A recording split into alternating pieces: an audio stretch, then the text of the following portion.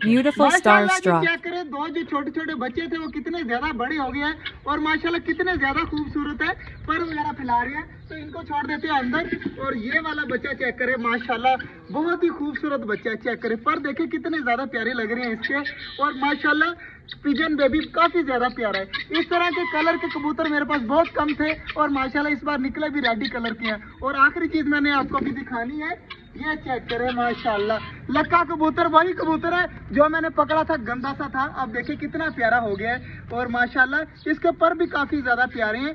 तो इसकी पीछे वाली टेल जो है ना ये खराब हुई पड़ी है, आहिस्ता आहिस्ता ये बिल्कुल ठीक हो जाएगी। तो माशाल्लाह कबूतर किस तरह का लगा आपने जरूर बताना है। और इसके साथ की जो है ना, अब देखिए घूम रहा है, कितना ज्यादा प्यारा लग रहा है। तो इसके साथ की जो है ना फीमेल भी बहुत जल्द लेके आनी है। अब अंदर जा रहा है आराम सुकून से, तो इसको जाने देते हैं। और माशाल्लाह काफी ज्यादा प्यारा है ये कबूतर जो है ना। तो बाकी इसके साथ की फीमेल लेके आएंगे और इनका पेयर बनाएंगे और इनके बच्चे निकलवाएंगे। माशाल्लाह लक्के कबूतर यहाँ पर घूमते हुए और ज्यादा प्यारे लगेंगे।